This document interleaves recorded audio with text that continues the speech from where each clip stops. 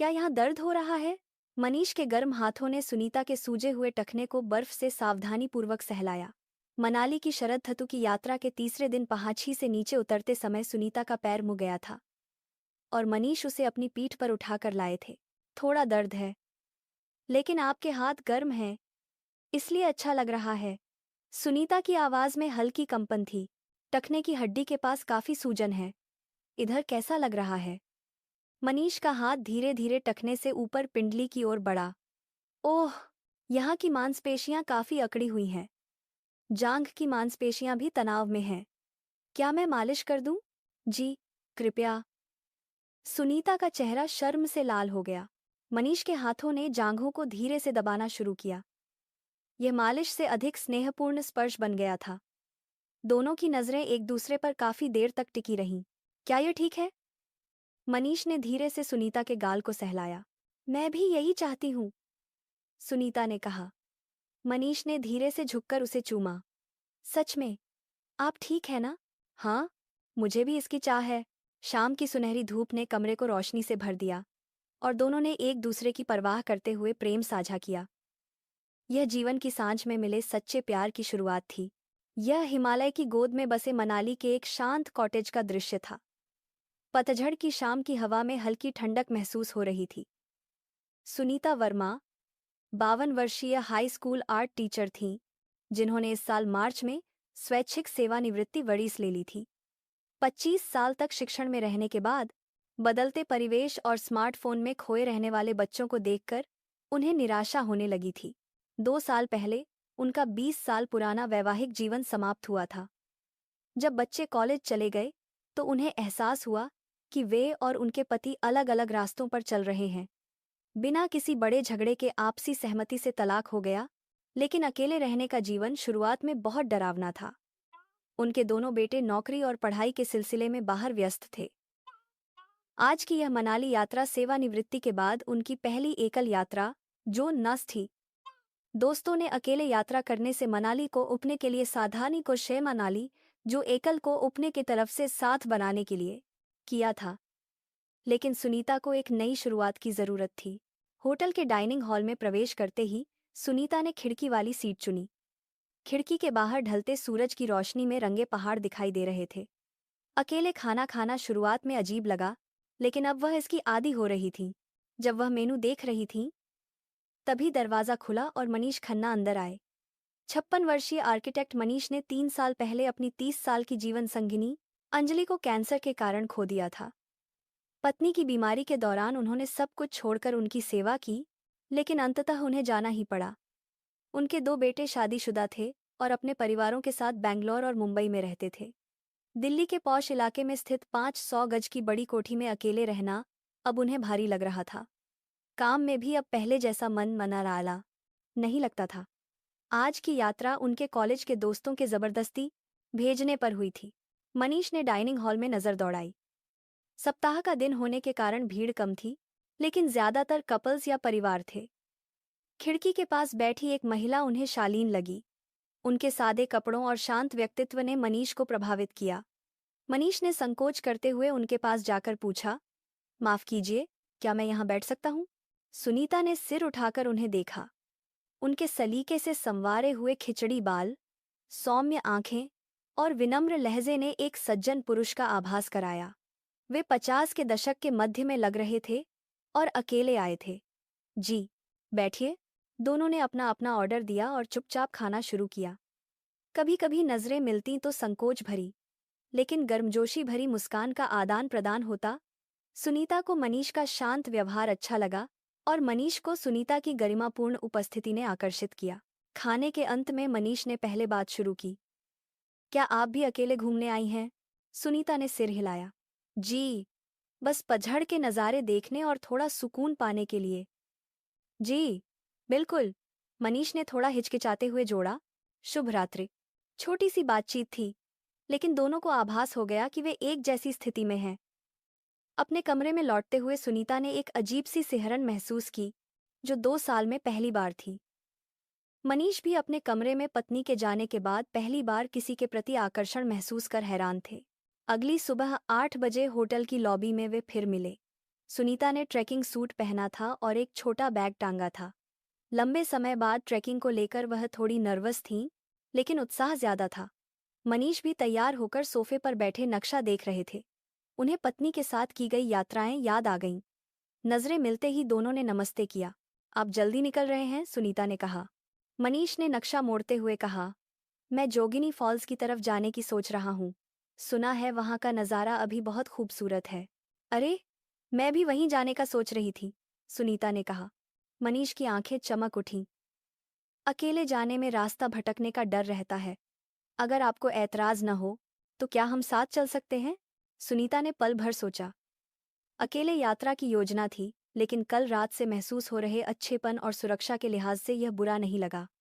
जी, मुझे अच्छा लगेगा। दोनों ने होटल में एक साथ नाश्ता किया। आलू के परांठे और दही खाते हुए उन्होंने एक दूसरे के बारे में बातें की।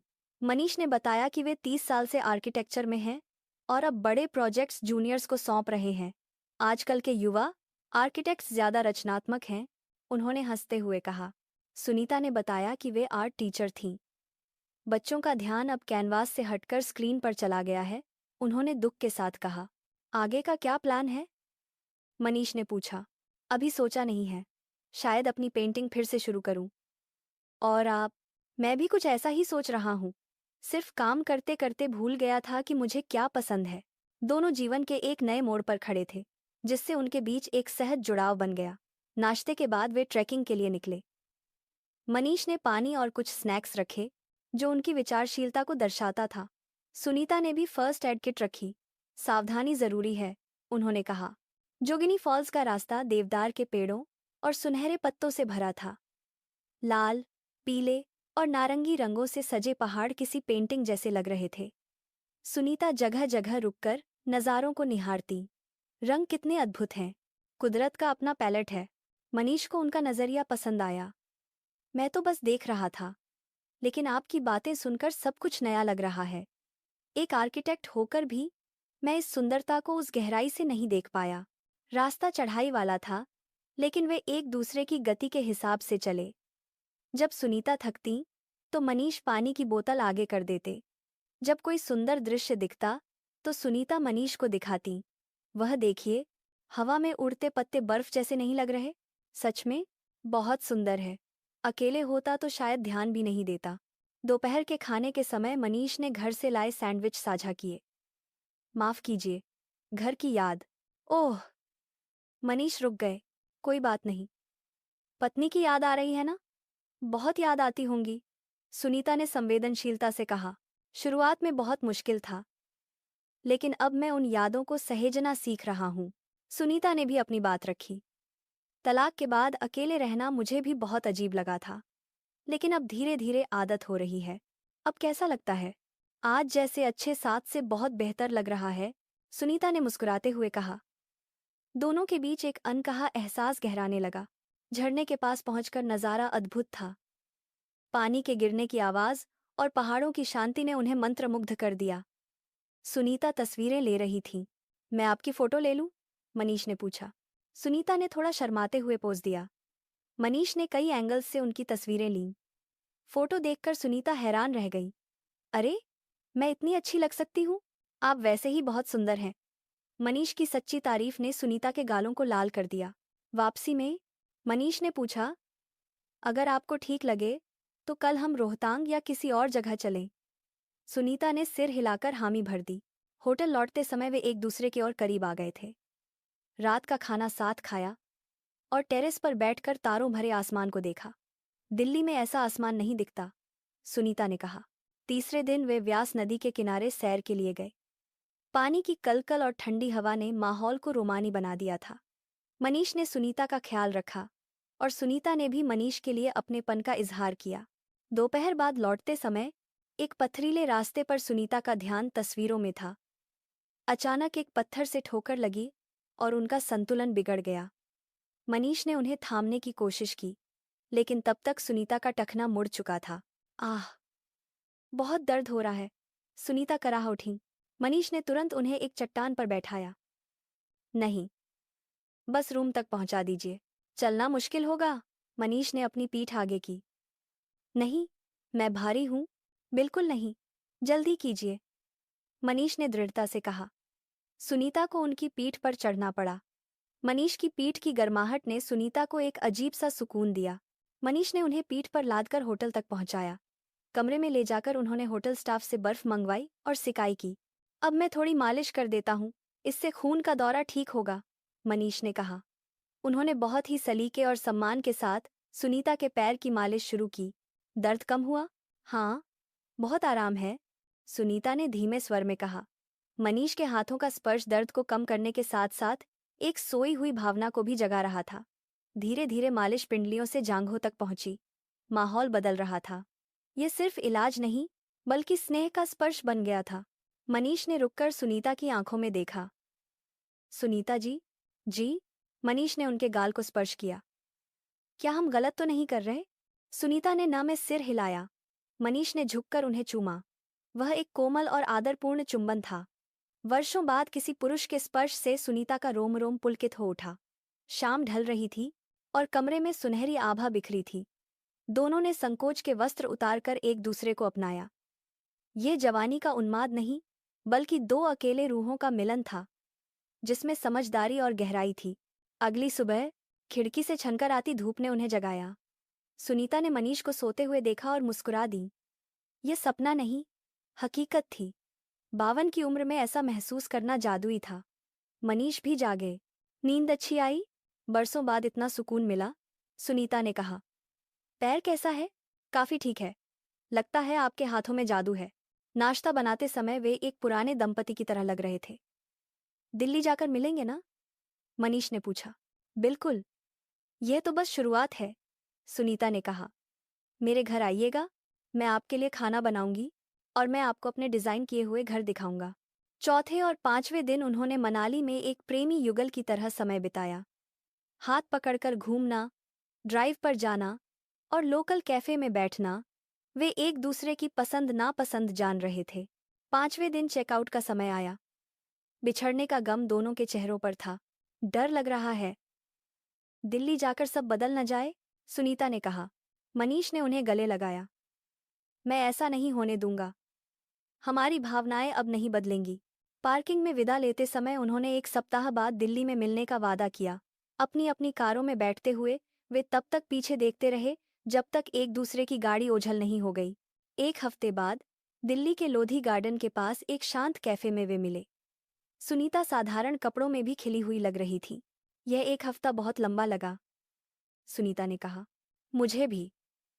रोज बात करने के बाद भी कमी खल रही थी। मनीष ने उनका हाथ थाम लिया। उन्होंने आगे की योजना बनाई।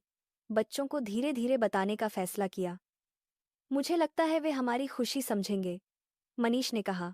शाम को इंडिया गेट के पास टहलते हुए, ढलते सूरज को देखते हुए सुनीता ने मनीष के कंधे पर सिर रख दिया। मैं बहुत खुश हूं। अब अकेलापन नहीं है। मैं भी।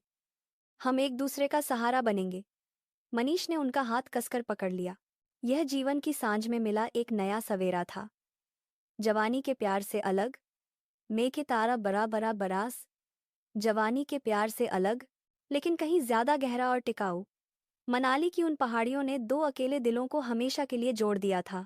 6 महीने बाद सुनीता और मनीष ने अपने रिश्ते को परिवार के सामने स्वीकार किया। बच्चों ने भी उनकी खुशी को खुले दिल से अपनाया। अब वे अपने अपने घरों में रहते हुए भी एक दूसरे के जीवन का अभिन्न हिस्सा हैं। हर साल पतझड़ में मनाली जाना अब उनकी प्रेम कहानी का एक नियम बन गया है। कहानी सुनने के लिए धन्यवाद। अगर आपको यह कहानी पसंद आई हो तो कृपया अपनी राय जरूर दें। आप सभी का दिन शुभ हो।